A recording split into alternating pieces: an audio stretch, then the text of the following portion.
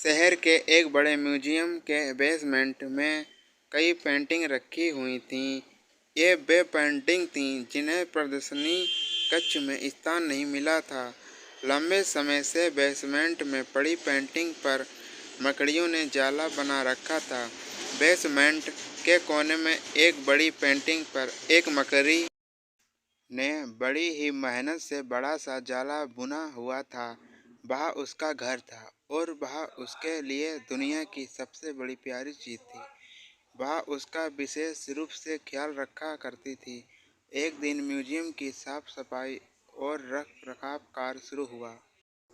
इस प्रक्रिया में बेसमेंट में रखी कुछ चुनिंदा पेंटिंग को म्यूजियम के प्रदर्शनी कक्ष में रखा जाने लगा। यह देख म्यूजियम के बेसमेंट में रहने वाली कई मकड़ियां अपना जाला छोड़ अन्य चली गईं, लेकिन कोने की पेंटिंग की बड़ी मकड़ी ने अपना जाला नहीं छोड़ा।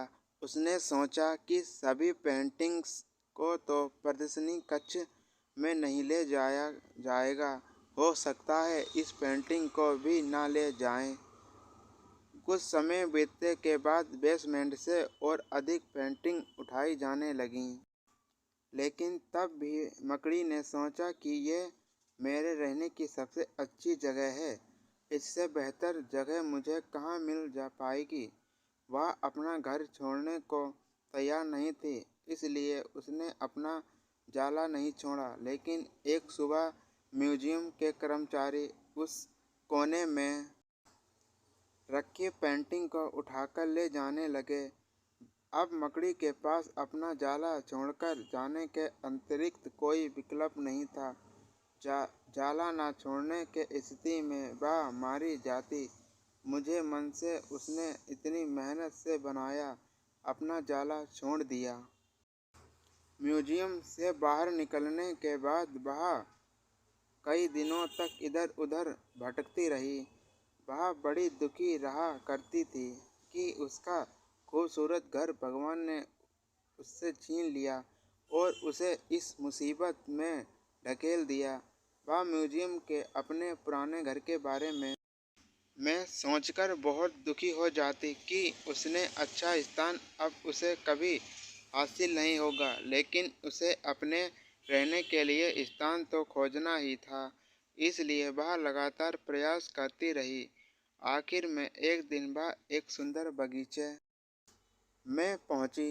बगीचे में एक स्थान कोना था जो मकड़ी को बहुत पसंद आया। उसने फिर से मेहनत प्रारंभ की और कुछ ही दिनों में पहले से भी सुंदर जाला तैयार कर लिया। यह उसका अब तक का सबसे खूबसूरत घर था।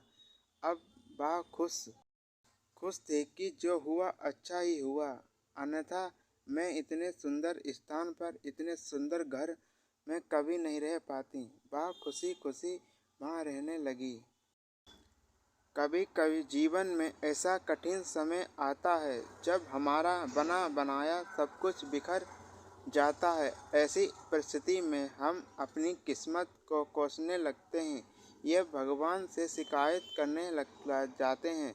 लेकिन वास्तव में कठिन परिस्थितियों हमारे हौसले की परीक्षा हैं। यदि हम अपना हौसला मजबूत रखते हैं और कठिनाइयों से जूझते हैं, जीवन में आगे बढ़ जाते हैं, तो परिस्थितियाँ बदलने में समय नहीं लगता।